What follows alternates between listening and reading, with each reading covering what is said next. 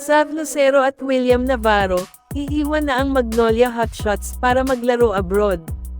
Una nang nakatanggap ng offer si Lucero mula sa Taiwan League, ito'y matapos makitaan ng angking galing nang malipat ito sa Mags. At ngayon si William Navarro naman ang tina-target ng isa sa KBL team na Busan KCC, na malaking nga raw ang posibilidad na makakuha si Navarro ng multi-year contract, dahil sa kanyang track record at isa na dyan ang pagiging miyembro niya dati sa national team.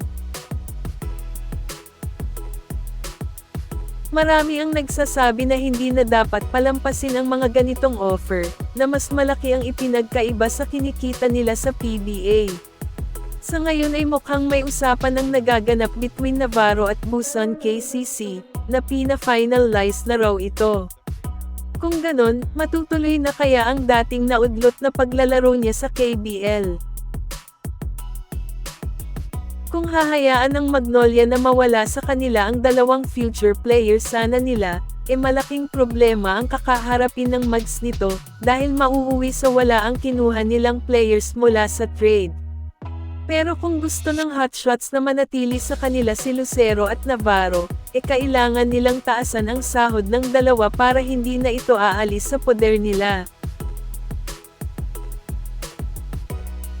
Samantala, usap-usapan ngayon ang isang trade proposal ng Phoenix Fuel Masters, na kung saan inoffer nila si Kai Balongay sa Barangay Ginebra kapalit ni RJ Abarientos. Sa tingin ko hindi papayag si Coach Tim Cone at Boss Al Francis, na basta-basta na lang pakawalan si RJ.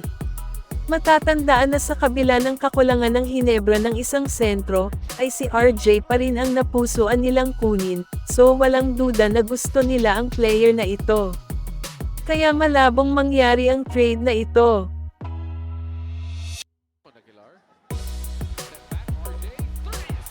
Sa kabilang banda, lumabas rin ang pangalan ni Isaac Go na siyang ipapalit kay Balongay, na hanggang ngayon ay injured pa rin ito.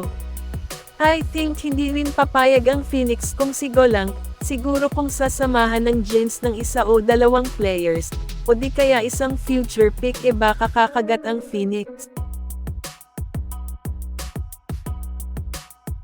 Kung titingnan ang lineup ng Barangay Ginebra, marami silang players na pwede nilang gawing trade asset para maging kapalit ni Kai Balongay.